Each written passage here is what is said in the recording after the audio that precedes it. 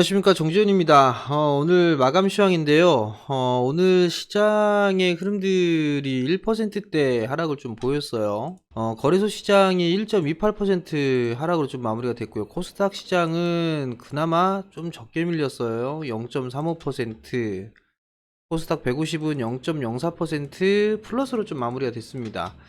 장 초반에 밀려 내려왔다가 지금 원래 반등이 좀 나왔었어요. 밀려 내려왔다가 반등이 좀 나와주는 그런 모습들을 보였는데, 이 부분들이 미국 선물 시장이 먼저 좀 급등이 나왔었어요. 그 부분들 때문에 반등이 좀 나왔었고, 선물에 요동치는 그런 모습들을 보이면서 지수도 밀렸다가 다시 막판에 좀 끌어올리는 그런 모습들을 좀 보였는데, 여전히 수급적으로는 상당히 좀 취약한 그런 모습이에요. 원달러 환율 같은 경우는 뭐 급등으로 좀 마무리가 됐지만 정고점 자리 때는 넘어서진 않고 있고, 유가도 50불을 좀 하회해주는 그렇게 썩 좋지 못한 그런 모습이에요. 근데 이제 수급적인 부분들을 봐도 외국인 같은 경우는 거의 오늘 하루만 9천억 가까이 좀 매도가 나왔었고요. 코스닥 같은 경우는 어제 매수가 좀 많이 들어왔는데 그 부분들을 다 매도를 해버렸습니다. 다행인 거는 선물이 장 막판에 2천억대에서 4천억까지 늘어났다라는 거, 요게 그나마 좀 긍정적인 것 같고요. 그 다음에 현선물 동반 매도가 좀 나왔었으면 변동성이 좀 꽤나 컸을 거예요. 여전히 풋옵션 하방 베팅 해주고 있는 그런 사항들이고요. 콜옵션까지도 마찬가지로 하방 쪽으로 보고 있는 그런 사항들인 것 같습니다. 기관 같은 경우는 현선물 동반 매수를 해주는 그런 모습들이었지만 수급적으로는 좀 상당히 부족한 그런 모습들을 좀 보여주고 있어요. 특히나 이 외국인 쪽에 8,800억의 매도 물량 중에 삼성전자 우선주 이 금액만 따져보게 된다라면 꽤나 매도가 좀 많이 나왔어요. 이게 거의 절반 이상을 차지하고요. 거기에다가 추가적으로 보게 되면 SK 하이닉스까지 있는 그런 사항들이거든요. 거의 이 세 종목의 매도 물량의 약 한 70% 가까이가 차지하는 그런 모습들을 좀 보여주고 있습니다. 삼성전자 외국계 리포트가 좀 나와주고 있다라는 부분들 말씀을 드렸었잖아요. 반도체 업황에 있어서의 회복이 지연될 수 있다, 이런 얘기들이 좀 계속 나와주고 있고, 그러한 부분들로 인해서 외국인 쪽에 있어서의 매도세가 계속적으로 좀 지속이 되고 있는 그런 모습들이에요. 수급적인 부분들을 좀 보게 된다면 삼성전자가 3거래일 동안에 매도가 나왔던 부분들이 2천만 주 이상 매도가 좀 나와주는 그런 모습이었어요. 기관 쪽에서 매도가 나와주지만 이 부분들은 상당히 좀 버거운 그런 모습들을 좀 보여주고 있단 말이죠. 금액적인 금액만 따져보더라도 삼성전자의 매도가 외국인 쪽에 있어서의 수급에 결정적인 요인으로 좀 작용을 한다라고 보시면 좋을 것 같습니다. 지수를 보게 되면 이게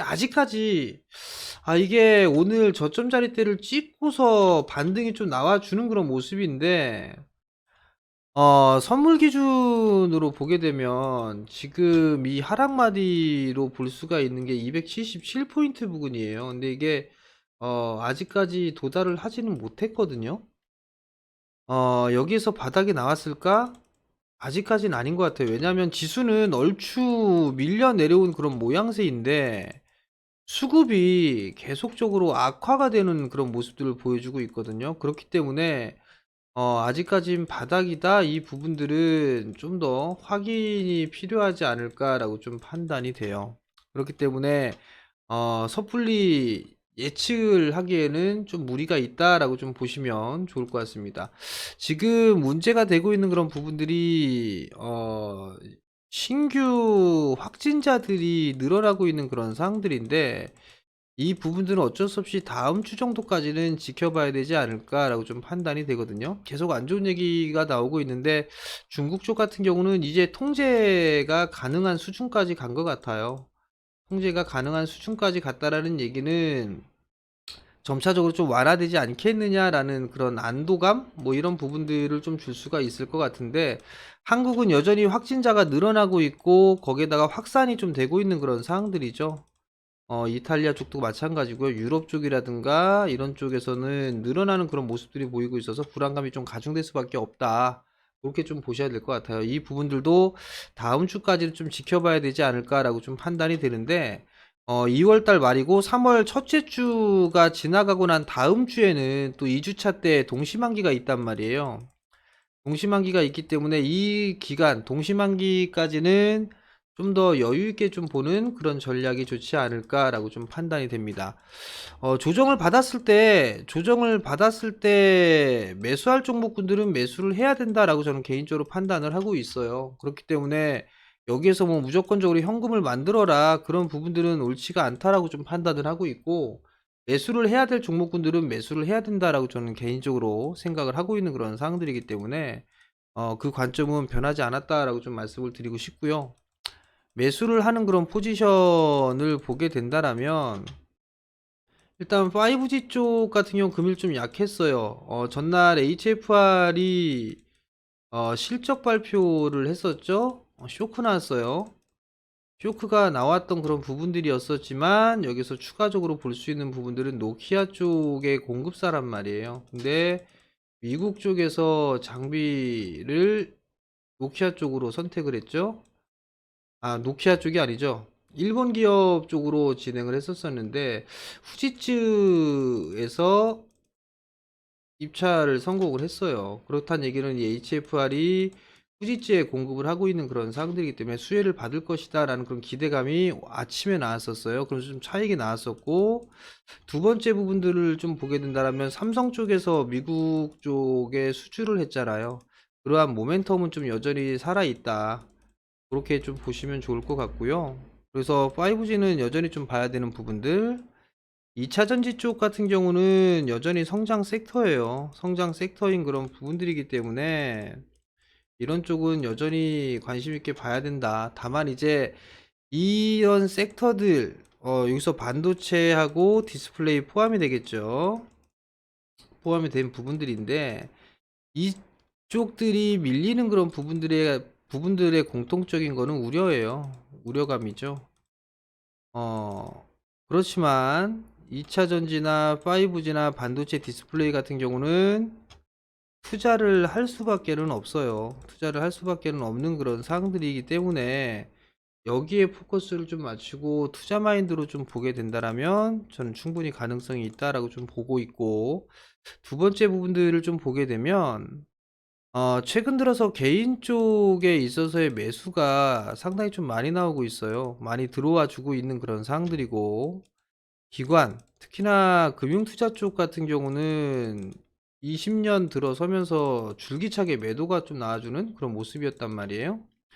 개인이 매수를 했던 그런 부분들에 있어서 하방 경직을 좀 보일 가능성은 있어 보이는데, 다만 이게 신용이라든가 스탁론 이 부분들만 아니면 그나마 좀 괜찮을 것 같은데, 신용에 대한 잔고 추이가 계속적으로 늘어나고 있다는 건 사실 부담 요인이에요. 그렇기 때문에 이 부분들은 계속적으로 좀 체크를 해봐야 되지 않을까라고 좀 판단이 됩니다.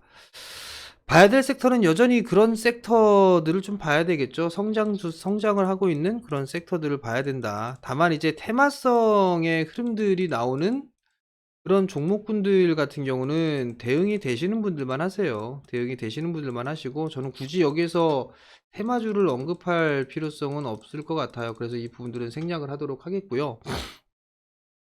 반도체 쪽 같은 경우는, 특히나 이 장비 쪽 같은 경우는 조정시는 매수 맞아요.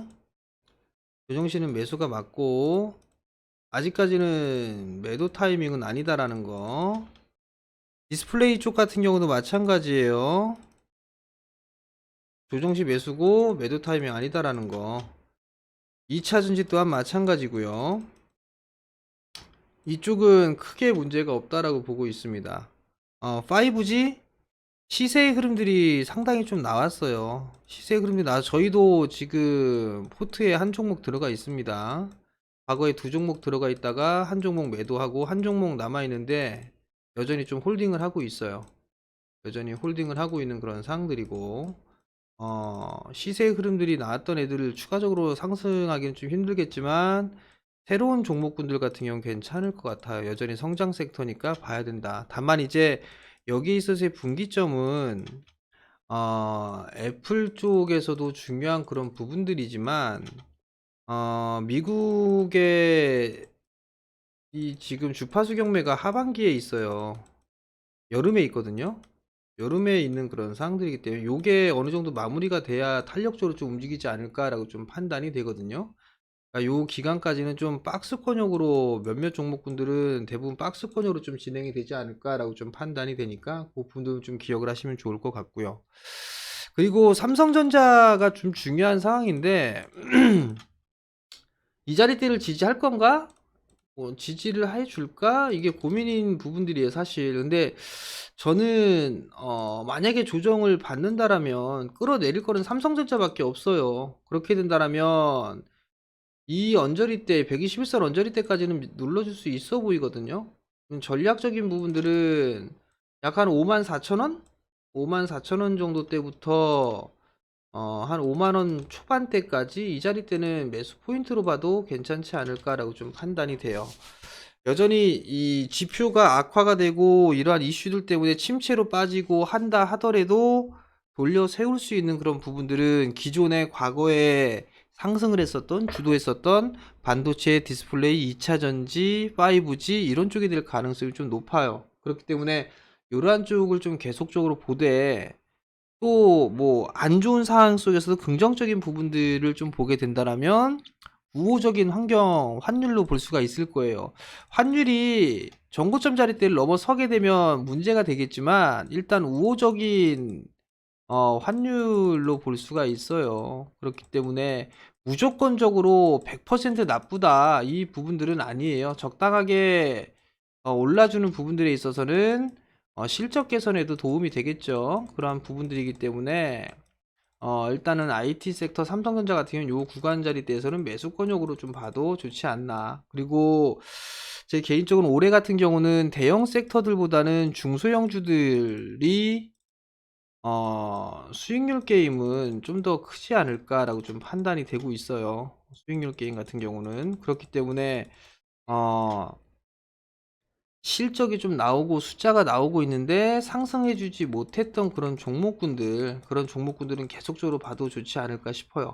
오늘 장중에 PBR 기준으로 해서 0.5배 이하 이 종목군들 검색을 해봤는데 수백 개가 나오더라고요.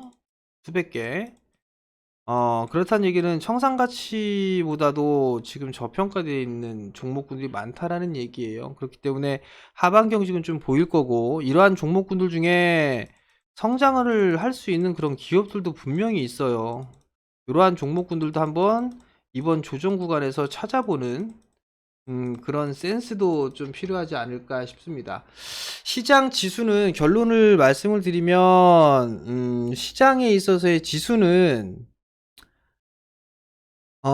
아직까지 확인이 좀 필요하다. 지수는 확인이 좀 필요하다. 요 정도 좀 생각을 하시면 좋을 것 같고요. 그 다음에 섹터로 보게 된다라면 반도체, 디스플레이, 장비, 소재, 부품 요쪽 봐야 되고요. 그 다음에 5G보다는 2차전지 할게요. 2차전지 쪽도 여전히 봐야 되는 그런 사항들이고, 그 다음에 5G 이렇게 좀 봐야 되는, 주로 일단 이렇게 세 개로 좀 봐야 되지 않을까라고 좀 판단이 되고요.